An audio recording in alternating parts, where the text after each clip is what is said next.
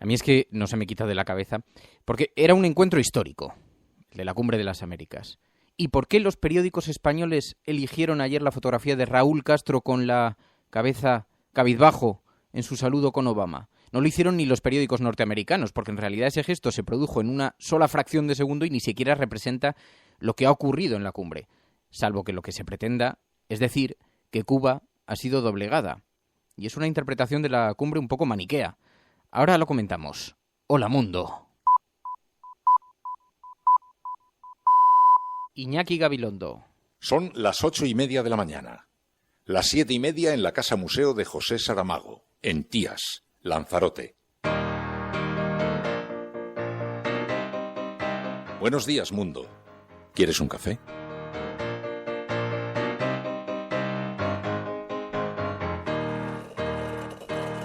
We were sailing on waves of silver.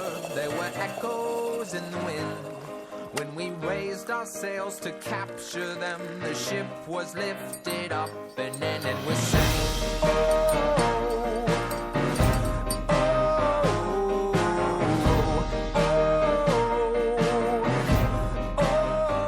La cafetera de radiocable.com con Fernando Berlín. that we came from, they play silver melodies, and the kings and queens all write their dreams on silver. Ya era hora de que yo hablara aquí a nombre de Cuba. Me informaron al principio que podría ser un discurso de 8 minutos. Y aunque hice un gran esfuerzo, junto con mi canciller, de reducirlo a 8 minutos, y como me deben 6 cumbres que me excluyeron, 6 por 8, 48, le pedí permiso. I'm not interested in having battles that, frankly, started before I was born. What I am interested in solving problems, working with you. Yo quiero creerle, no tengo confianza. Lo respeto, pero no tengo confianza en usted, presidente Obama. Nosotros estamos dispuestos a discutirlo todo. Pudiera en los próximos días abrirse la posibilidad de ir a un proceso de conversaciones con el gobierno de Estados Unidos. De la misma manera y con el mismo ahínco que se investiga y se sigue el financiamiento del terrorismo internacional, se debe también seguir el financiamiento y el camino de dónde va el dinero de los cárteles de la droga. Si no se aborda de ese punto de vista, vamos a tener 20.000 cumbres. Y lo que es peor, los países emergentes van a quedar con los muertos y con las armas que también producen los países desarrollados y le suministran a los cárteles. Gracias a Fidel y al heroico pueblo cubano, hemos venido a esta cumbre a cumplir el mandato de Martí, con la libertad conquistada con nuestras propias manos, orgullosos de nuestra América, para servirla y honrarla con la determinación y la capacidad de contribuir a que se la estime por sus méritos y se la respete por sus sacrificios, como señaló Martí.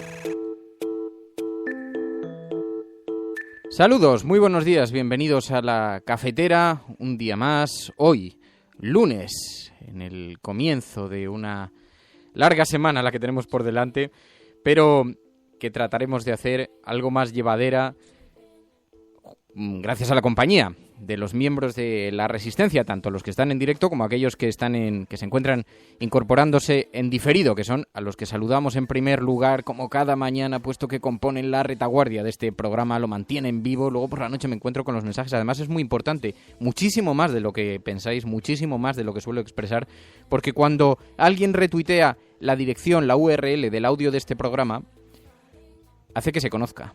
Y si lo hace por la noche, hace que se conozca en otros continentes, en otros lugares. Hoy es especialmente importante, pero siempre es especialmente atractivo, puesto que recibimos a gente tan lejana. Luego nos escriben desde Chile, desde Argentina. Bueno, así que saludamos como cada día a quienes se incorporan en diferido a este programa vía podcast, a través de radiocable.com, a través de iTunes, de Spreaker, de iVoox, de YouTube. Y, como no, también a quienes se incorporan en directo, que componen nuestro Focus Group, nuestro CIS particular, el CIS con el que tomamos la temperatura a la ciudadanía y al descontento social. Y veo que se han incorporado Sergio Vinuesa, Eder Isacelaya, Mamen Páez, Gracia Moreno, Diego Arranz, Carlos Carballo, María Jesús, David Quirós, Nebrinjo, Paquito Pérez, y también a través de Twitter. Y van comentando el programa en directo y van participando y lo van estructurando, y también son quienes aportan los comentarios más interesantes del programa. Y también se incorporan a través de Twitter, pues PSV, Spanish Revolution, Monse Merino, Chanchan Gorri, Ob de Murian, Manolo Cas, Hab Balfri, Virginia, Monse, Diego, Diegus, Maló, Enrique Quesada, Diego Martínez, Charo Chamizo, Juan Cruz, José Manuel Martínez. A todos ellos, bienvenidos. Si estás escuchando esto, eres la Resistencia. Y no estás solo. Sal allí. Utiliza cualquier momento, una comida familiar, un trayecto en taxi, cualquier lugar es bueno para dar a conocer dónde nos reunimos. Sal y cuéntalo. Tu colaboración es importante. Ayúdanos retuiteando la dirección de este programa. Hagamos que se nos oiga. Hagamos que se nos conozca. Radiocable.com.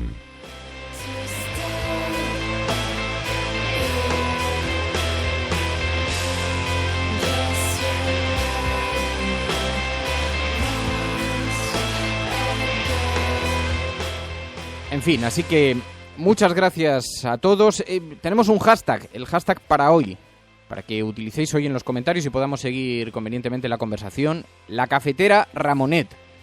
La cafetera Ramonet, porque hablaremos ahora en unos instantes con Ignacio Ramonet. Sabéis que es un periodista español que está establecido en Francia. Es un prestigioso periodista, director de Le Monde Diplomatique, es una de las figuras principales del movimiento altermundista. Y gracias a mi amigo Guilles Potorno, ahora vamos a poder charlar en un segundo con él para comentar todos los aspectos, los que han pasado más desapercibidos de esta cumbre tan histórica, tan importante que ha tenido lugar durante el fin de semana en Panamá, la Cumbre de las Américas. Hablaremos ahora con él en unos segundos. Pero antes me vais a permitir que pongamos el foco en otro lugar. Hoy es día 13 de abril del año 2015, lunes, y vamos a aprovechar para abrir una página en este cuaderno de bitácora.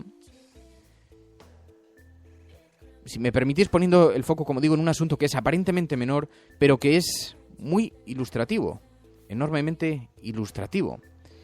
Y por eso me gustaría comenzar por aquí, porque es que resulta que el fin de semana, como sabéis, se ha celebrado esta Cumbre de las Américas, donde por primera vez Raúl Castro estrechó la mano de Obama. Cuba estrechando la mano de los Estados Unidos. Era un encuentro histórico.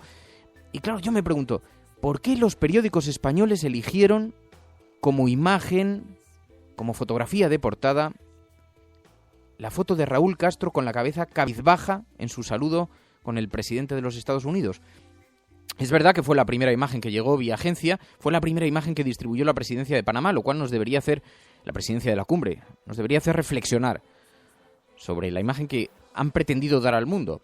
Porque había muchos más y luego llegaron, de hecho, y la prueba está en que muchas de las otras fueron las que publicaron el resto de los periódicos, incluidos los norteamericanos. Y eso es llamativo, porque esa foto no la eligieron ni siquiera los periódicos norteamericanos, porque en realidad ese gesto se produjo solamente en una fracción de segundo.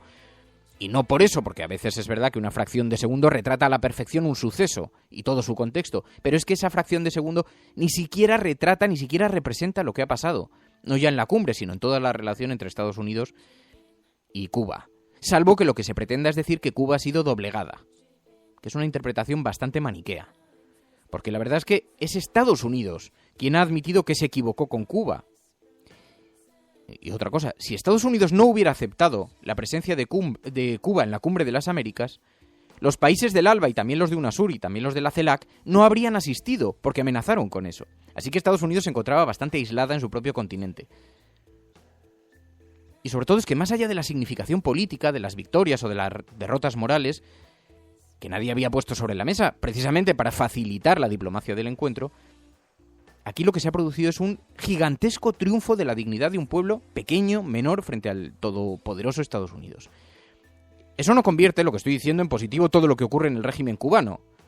No hace falta que lo diga, porque entiendo que hablo para adultos. Y que nadie se engañe, las denuncias sobre las violaciones de los derechos humanos son constantes desde ONGs que son muy independientes, no solamente desde Cuba, también desde Venezuela, desde otros países latinoamericanos. Pero no es eso de lo que estamos hablando. De lo que hablamos es de que, le guste a los directores de los periódicos españoles o no, es la realidad. Y de lo que hablamos es de que la gente es suficientemente adulta como para saberlo. Luego está nuestra propia frustración, porque España ha estado absolutamente ausente de los importantísimos acontecimientos que están sucediendo en Latinoamérica, que van a cambiar el curso de la historia allí. Y España, el país de entrada para Latinoamérica en Europa, el país hermano, la madre patria, que dicen muchos amigos míos chilenos, ha estado completamente ausente. Nuestra presencia, no solamente en la cumbre, que ha sido nulo en Panamá, pero también es que ha estado ausente en la prensa internacional. Y es inquietante que España ni siquiera haya conseguido un mínimo espacio de reflexión internacional a través de los periódicos. Y quizá deberíamos utilizar esto para preguntarnos en qué hemos fallado. Porque a lo mejor tiene que ver con la forma tan ideológica y en clave interna que hemos estado afrontando las relaciones con Cuba o con Venezuela. ¿No nos habrá sobrado algo de retórica ideológica? Estás escuchando La Cafetera. Si lo estás haciendo, eres La Resistencia. Y no estás solo. Radiocable.com. Dirige Fernando Berlín.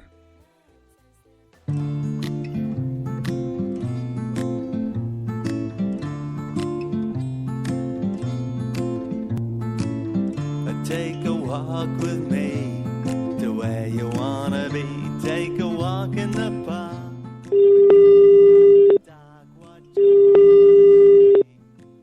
¿Aló? Sí, Ignacio. Sí, Fernando. ¿Qué tal? ¿Cómo estás? Radiocable.com. Ignacio Ramonet, Tánger, buenos días. ¿Qué tal? Buenos días, Fernando. Señor Ramonet, ¿qué es lo que de verdad ha escenificado la Cumbre de las Américas? Bueno, varias cosas muy importantes. Primero, la integración de Cuba como un país que tiene su sitio en una cumbre, como la Cumbre de las Américas, que esencialmente fue concebida para reunir en torno a Estados Unidos a los 34 otros países de América Latina. Hasta ahora, Cuba estaba excluida de esa reunión y los Estados Unidos han tenido que aceptar que Cuba se integrase.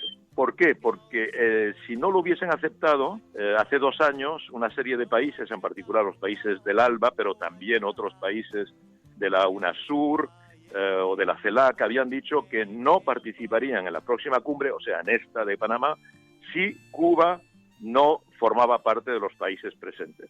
Entonces, los Estados Unidos se encontraron aislados en su propio continente y han tenido que hacer un gran esfuerzo, en particular el 17 de diciembre pasado, como lo vimos, acelerando, digamos, una normalización o por lo menos la puesta en marcha de un proyecto de normalización de relaciones con Cuba. Esto es un primer aspecto, o sea que Cuba es ahora un país normal en el contexto americano.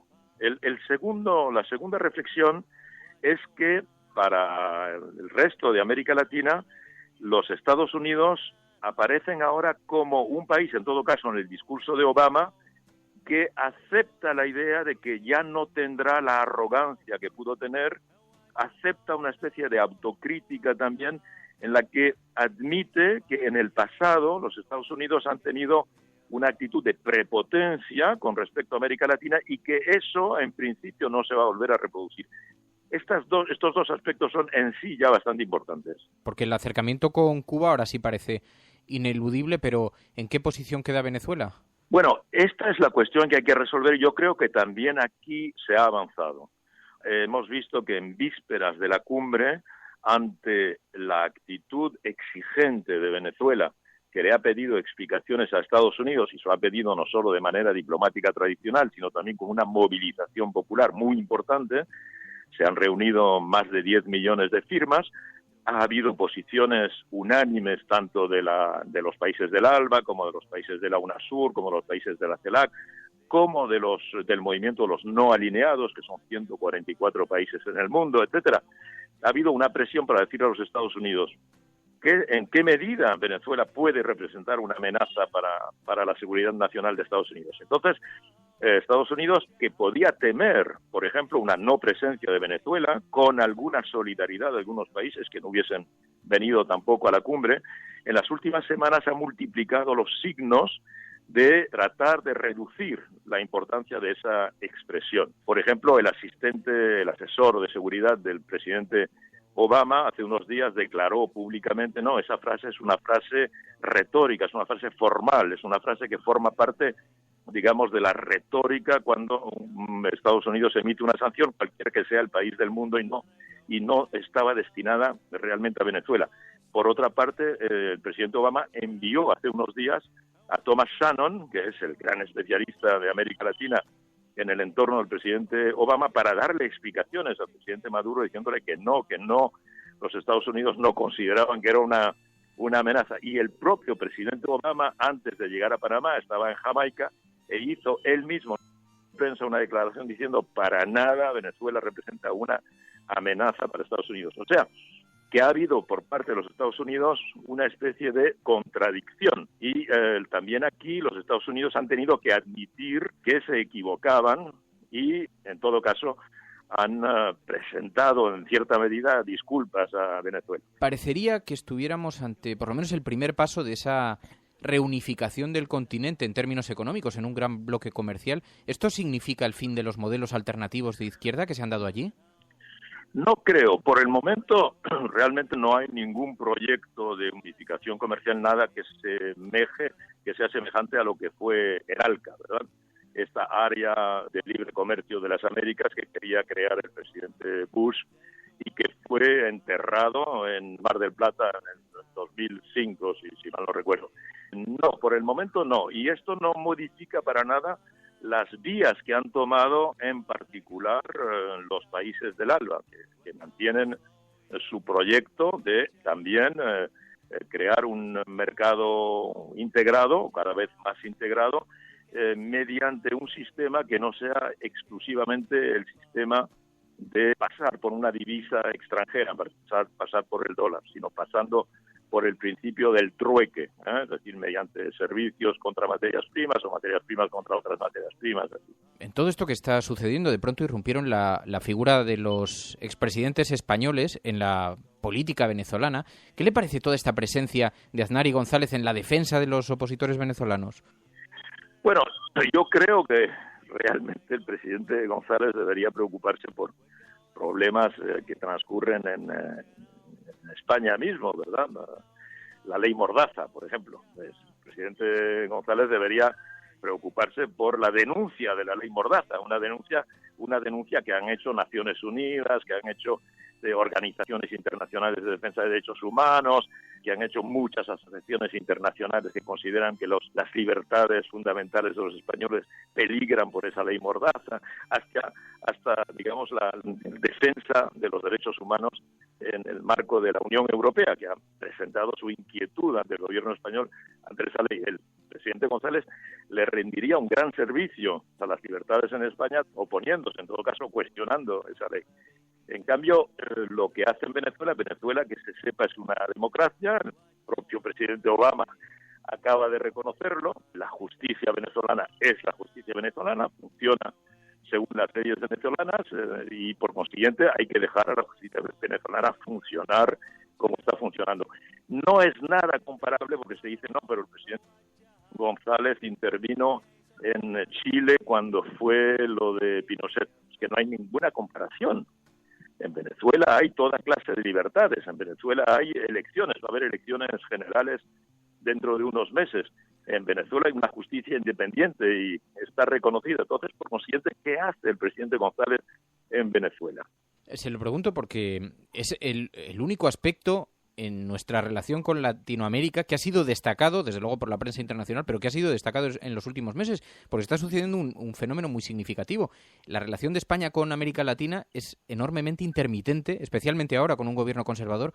Y aquí, fíjate, Ignacio, algo menor, pero que es muy simbólico. La fotografía elegida por la prensa española para caracterizar el encuentro de las Américas entre Estados Unidos y Cuba, sabes que en todas las portadas la que se ha elegido, Castro aparece cabizbajo frente a Obama, que es un gesto que realmente no se produjo más que en una mínima fracción de segunda cuando saludó, y sin embargo es la que han elegido, no lo ha elegido ni siquiera la prensa norteamericana. Y eso demuestra, primero, una falta de análisis, un error de análisis sobre lo ocurrido.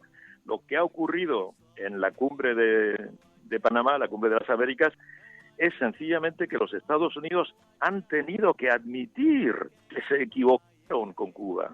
Los Estados Unidos ganaron la Guerra Fría contra la Unión Soviética, pero quien ha ganado esa Guerra Fría entre Cuba y Estados Unidos es Cuba, es el gobierno cubano. Los norteamericanos, es decir, Washington, ha suplicado a Cuba que se integre en la cumbre de las Américas. Entonces, la prensa española, en vez de reconocer esta victoria moral, que es una victoria de la dignidad, frente al comportamiento que han tenido los Estados Unidos y que el propio presidente Obama acaba de reconocer, que han tenido 50 años, un siglo de prepotencia, de invasiones, de instalación de 50 dictaduras en América Latina a lo largo del siglo. Todo esto el propio Obama lo reconoce, pero la prensa, una cierta prensa española, sigue sin querer reconocerlo, manteniéndose en lo que era la Guerra Fría, pero ya la época cambió.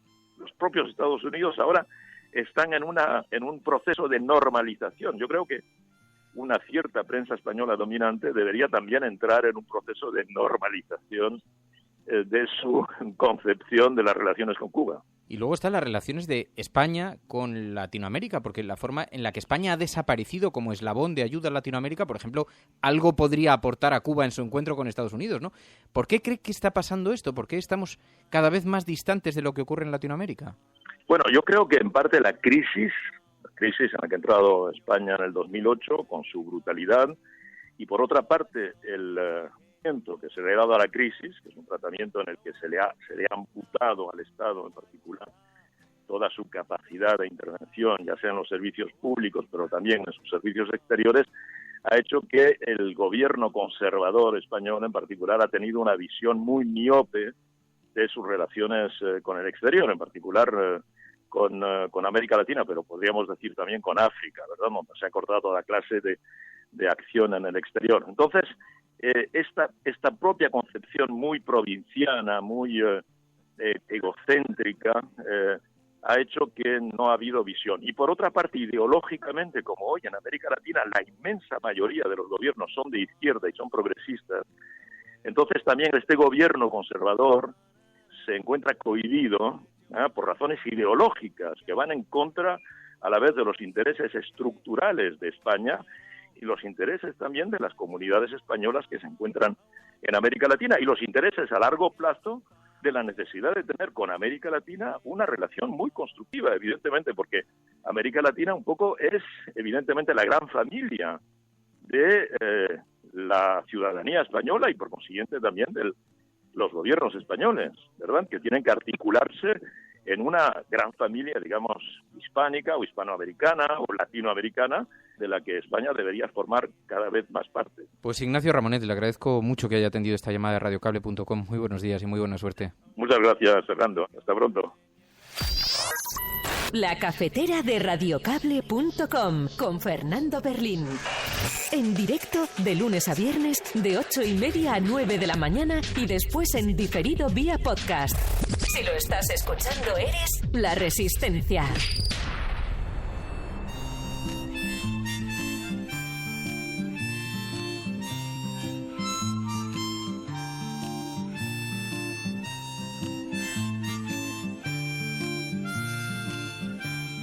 ver, porque he ido retuiteando algunos de los mensajes que leía. Dice Fanny Suárez, dice zas en toda la boca de Ramonet a Felipe González diciendo que se preocupe de la ley Mordaza de España. Y también Enrique Quesada dice, la elección de la foto, de esa fotografía, demuestra un error de análisis. Y sí, Enrique, eran las palabras de Ignacio Ramonet, efectivamente. Y yo lo que me pregunto es si la elección es intencionada o es simplemente un mal cálculo de observación, ¿no? Pero si es intencionado, es dramático, porque es que no solo no es lo que ha ocurrido, sino que proyecta una imagen realmente falsa de lo que está sucediendo y sobre todo nos coloca, de nuevo, como decía Ignacio Ramonet, con una mirada enormemente provinciana, ¿no?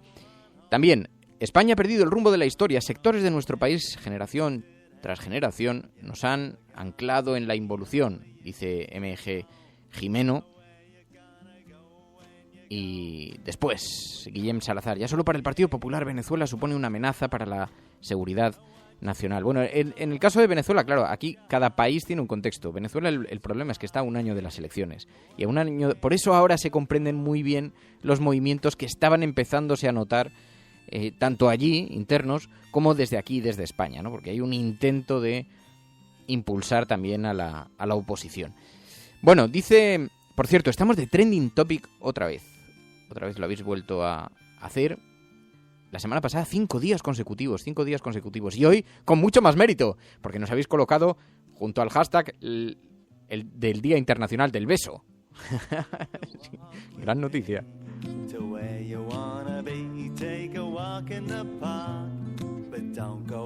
El presidente Kennedy, en el mes de junio del año 63, tuvo la inmensa valentía de declarar ante la Universidad Internacional de Washington. Dicen que la paz no es posible. Me dicen que el desarme no puedo hacerlo. A partir de ahora voy a hacer un desarme progresivo. Esto era en el mes de junio. Ya saben ustedes lo que le pasó en el mes de noviembre. Cómo le pasó a su hermano Roberto. Cómo le pasó a Martin Luther King. Cómo le pasó a Gandhi. Cómo le pasó a Isaac Rabin. Contó Raúl Castro una anécdota, lo que pasa es que no me ha dado tiempo a extraerla, pero la sacaré para que la tengamos. Dice que días antes del asesinato de Kennedy llamó a Fidel para intentar abrir una vía de normalización en las relaciones entre Cuba y los Estados Unidos. Y poco después fue asesinado. Bueno, de todas formas, realmente dio para muchas anécdotas esta cumbre. Algunas palabras muy importantes. I'm not interested in having battles that, frankly, started before I was born. What I am interested in solving problems, working with you. Yo quiero creerle, no tengo confianza. Lo respeto, pero no tengo confianza en usted, presidente Obama. Nosotros estamos dispuestos a discutirlo todo. Pudiera en los próximos días abrirse la posibilidad de ir a un proceso de conversaciones con el gobierno de Estados Unidos. Fueron cambiando las perspectivas, ¿no? Se empezó en un tono relativamente duro, salvo que Cuba, que venía muy concienciado de la oportunidad histórica que se abría en la cumbre. Y fue muy gracioso también el comienzo, lo habéis escuchado antes, cuando dijo Raúl Castro, ya era hora de que estuviésemos aquí. Ya era hora de que yo hablara aquí a nombre de Cuba. Me informaron al principio que podría ser un discurso de 8 minutos. Y aunque hice un gran esfuerzo, junto con mi canciller, de reducirlo a 8 minutos, y como me deben 6 cumbres que me excluyeron, 6 por 8, 48, le pedí permiso. Y también hablaron todos los mandatarios latinoamericanos, pero fue muy dura en sus planteamientos. En general fueron bastante duros con Obama, que además se retiró. Por ejemplo, no estuvo delante de la comparecencia del presidente venezolano Nicolás Maduro. Pero Cristina Kirchner también fue bastante dura cuando abordaron el asunto del narcotráfico, porque decía, claro, ustedes nos piden que mantengamos la seguridad en los países de origen del narcotráfico, que mantengamos el control sobre sobre las armas, pero ¿quién es quien se enriquece? ¿Dónde están los paraísos fiscales de eso? ¿Dónde están los mercados en los que se vende la droga? Entonces pidió responsabilidad al resto de los países, dijo, no solamente nos miren a los emergentes, obsérvense ustedes mismos. De la misma manera y con el mismo ahínco que se investiga y se sigue el financiamiento del terrorismo internacional, se debe también seguir el financiamiento y el camino de dónde va el dinero de los cárteles de la droga. Si no se aborda de ese punto de vista, vamos a tener 20.000 cumbres. Y lo que es peor, los países emergentes van a quedar con los muertos y con las armas que también producen los países desarrollados y le suministran a los cárteles.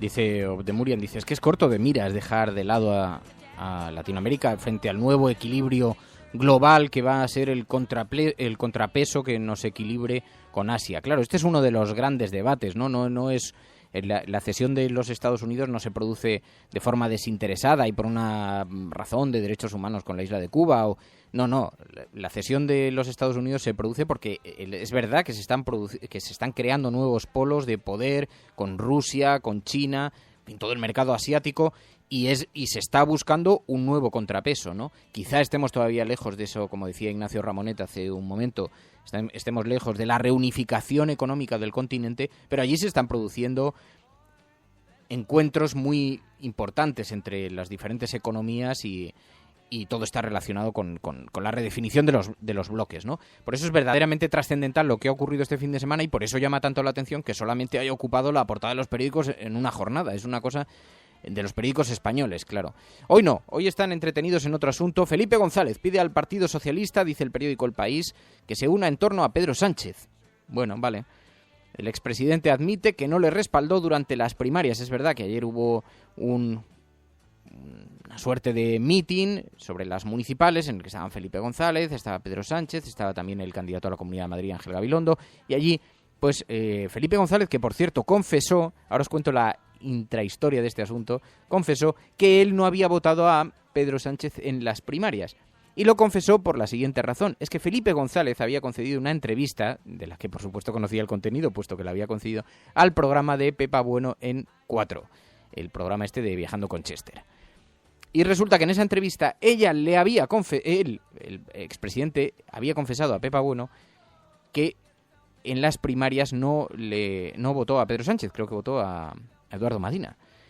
Y en todo caso le confesó que no había votado a Pedro Sánchez. Entonces Felipe González sabía que esa entrevista iba a tener lugar por la noche, así que por la mañana teniendo el encuentro, este meeting, Felipe González se adelantó e intentó, en fin, que no tuviera tanto efecto mediático, ¿no? En las primarias no lo voté a él, pero estoy a su disposición. Es mi secretario general y a él voy a apoyar todo lo que pueda. Bueno, por eso los periódicos destacan hoy esta idea. Felipe González pide al PSOE que se una en torno a Pedro Sánchez.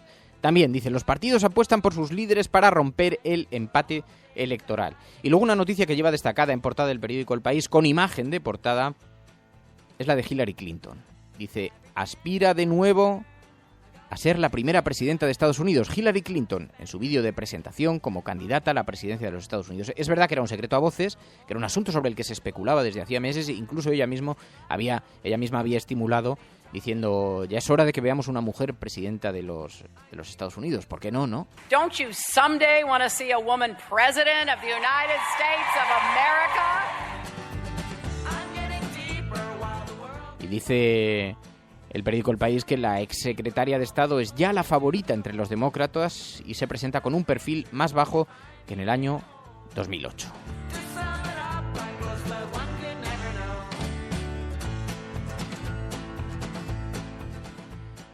El resto de los periódicos, pues el ABC, entrevista con Rafael Nadal, en portada. Rafael Nadal en una foto así muy de Varoufakis tomándose un vino con un... En fin, Rafael Nadal, debo estar tranquilo, mi carrera ya está hecha. El mejor tenista español de la historia confía en superar su actual bache deportivo. Yo creo que la ABC está tratándose de desmarcar de la actualidad, porque si no, no tiene explicación. Llevan una sucesión de portadas. El periódico El Mundo. Draghi pone como ejemplo las reformas de España. Dice que el presidente del BCE ensalzó las medidas ante los grandes ejecutivos europeos. Dice que hay clamor de los empresarios contra la rigidez del mercado laboral. Es decir, que ya nos están pidiendo en portada que se flexibilice todavía más el mercado laboral español, como si ese fuera el problema de nuestro país. Y el problema es que no hay consumo. Si hubiera consumo, la gente contrataría. A mí esto me lo contó, fijaos, un superempresario de este país, pero un superempresario, os digo, el mayor superempresario que os podáis imaginar de este país, muy característico. Y un día, que tuve la oportunidad de encontrarlo, estuvimos hablando un corto espacio de tiempo, y entonces le pregunté, pero ¿realmente el despido, los 45 días por año, los 35, en fin, ¿esto es el impedimento para la contratación? Y dijo, hombre, evidentemente no. Si una tienda tiene clientes, lo mismo le da a tener 2, 3, 4 o 5 empleados. El problema es tener clientes, es decir, el problema es vender. Y si no se estimula el mercado de las ventas, difícilmente, poniendo el foco sobre la contratación, se va a estimular, ¿no? Porque ese no es el problema para que un empresario contrate o despida a alguien.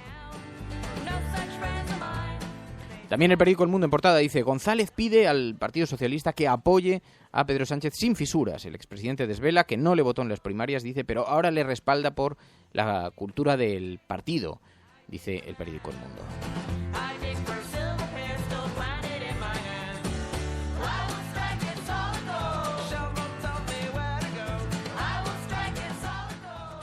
Y también La Razón.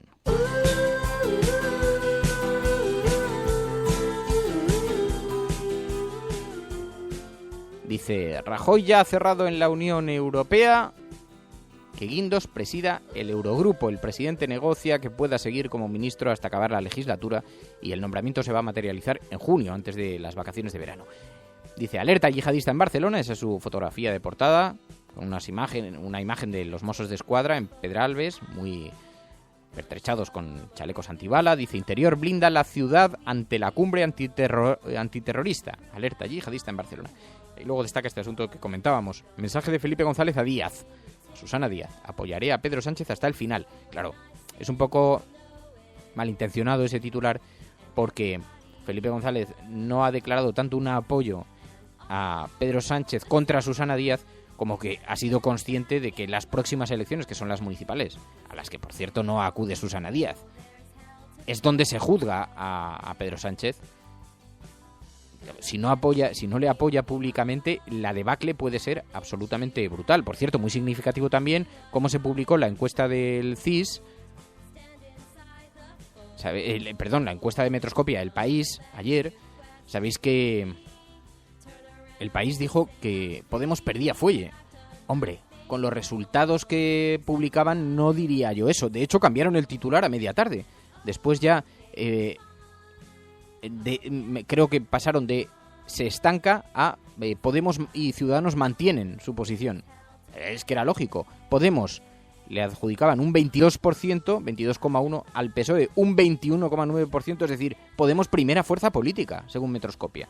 Y luego PP 20 y Ciudadanos 19. Se observa una alta subida de Ciudadanos, pero las posiciones son bastante inquietantes para el Partido Socialista. 22% Podemos y 21,9% para el Partido Socialista.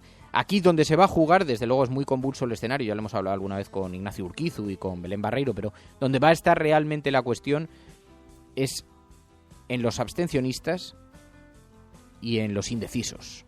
Y ahí es donde se van a dilucidar los resultados. Especialmente por un asunto que me contaba mi amigo Guilles Potorno, porque la mayoría de los indecisos están entre el 1 y el 4 si hablamos de izquierda. El 1 es izquierda y el 10 sería derecha, ¿no? Pues los indecisos están entre el 1 y el 4. Los indecisos, que son un 13%.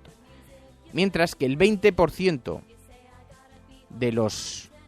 No, son el 20% los indecisos. Mientras que los abstencionistas... Bueno, en fin, no os voy a liar con esto. Los abstencionistas están entre el 5 y el 6. Es decir, los abstencionistas son más de derechas y los indecisos son más de izquierdas. Y son más numerosos los indecisos. Así que es ahí donde va a estar el juego. Por lo tanto, tanto Podemos como Ciudadanos, a quien va a tratar de llegar seguramente sea a los indecisos, no solamente a los abstencionistas, ¿no? Bueno, con todo este pequeño lío retórico es irrelevante, pero vamos, ahí hay una gran batalla electoral que se está preparando y Felipe González quiso manifestar su apoyo público a Pedro Sánchez.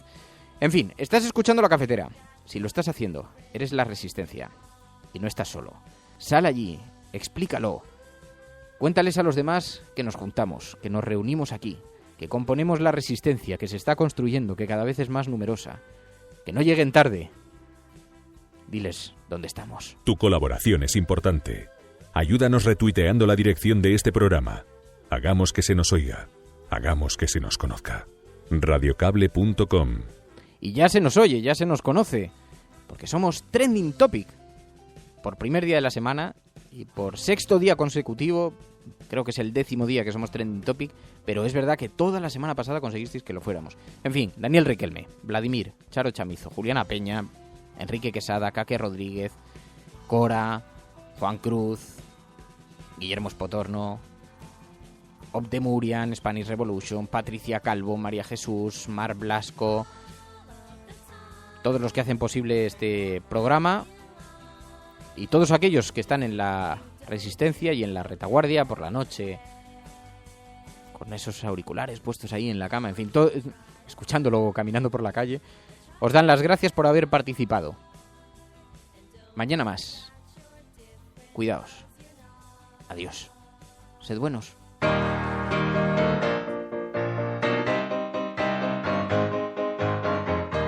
Hola, soy Rojo Cabreado y somos la Resistencia de la Cafetera. Hola, soy Kake y soy la Resistencia. Hola, soy Nacho Hernández y también soy Resistencia de la Cafetera. Hola, soy Elinurse y yo también soy Resistencia de la Cafetera. Soy Charo Chamizo y yo también soy Resistencia de la Cafetera. Hola, soy Tito y también soy Resistencia de la Cafetera. Soy Celemín y también soy Resistencia de la Cafetera. Hola, soy Emma Casanova y soy Resistencia de la Cafetera. Hola, soy PSV, miembro del Focus Group de la Cafetera. Saludos, Resistencia. Soy Julia. Soy Monse Merino y somos parte de la Resistencia de la Cafetera. Hola, soy Javier Crae y soy la Resistencia de la Cafetera. Hola, soy Ruth y también soy la Resistencia en la Cafetera. Hola, soy Vladimir y también soy del Focus Group de la Cafetera. Hola, soy Daniel Riquelme y también soy la Resistencia de la Cafetera. Hola, soy Enrique Quesada y también soy la Retaguardia de la Cafetera. Hola, soy Fueni Pico y también soy la Resistencia de la Cafetera. Hola, soy Tony Matarín y formo parte de la Resistencia de la Cafetera. Hola, soy Ascensión de las Sedas y también soy la Retaguardia de la Cafetera. Hola, soy Juan Cruz y yo también soy Focus Group de la Cafetera. Soy Cora, integrante de la Resistencia de la Cafetera. Hola, soy Ana Palomar y también formo parte de la Resistencia. Hola, soy Mía Pividal y yo también formo parte de la Retaguardia de la Cafetera. Hola, soy Gracia y también soy Resistencia de la Cafetera. Hola, soy Virgin Rod y también soy la Resistencia de la Cafetera. Hola, soy Juana Talavera, soy la Resistencia de la Cafetera y no estoy sola. Hola, soy Paloma Irazábal y también soy la Resistencia de la Cafetera. Hola, soy Lara Lucas y también soy la Resistencia de la Cafetera. Hola, soy Anisa Marzo 2011 y yo también soy la Resistencia de la Cafetera. Hola, soy Manu Rincón y también soy la Resistencia de la Cafetera. Hola, soy Andetán y yo también soy la Resistencia de la Cafetera. Hola, soy Jan Bedel y también soy la Resistencia de la Cafetera. Hola, soy Manolo Cas y también soy la Resistencia de la Cafetera. Hola, soy José Alquerla y yo también soy la Resistencia de la Cafetera. Hola, soy Maquiavelo y también soy la Resistencia de la Cafetera. Hola, soy Paco y soy Resistencia de la Cafetera. Hola, soy Sandra y yo también soy la Retaguardia de la Cafetera. Hola, soy Asunción Alcoceba y también soy la Resistencia de la Cafetera. Hola, soy Lili, soy de la Retaguardia de la Cafetera. Hola, soy Gamba con Mermelada y también soy la Resistencia de la Cafetera. Hola, soy Pachi Freitez y también soy la Resistencia de la Cafetera. Soy Hal Balfree y yo también soy Resistencia de la Cafetera. Soy Harvey Useful, representante indómito de la disidencia. Hola, soy Honky Miss y también soy la Resistencia de la Cafetera. Hola, soy Ancho X y yo también soy la Retaguardia de la Cafetera. soy María Martínez y también formo parte de la Resistencia de la Cafetera. Todos nosotros y muchos más somos la Cafetera de Radio Cable.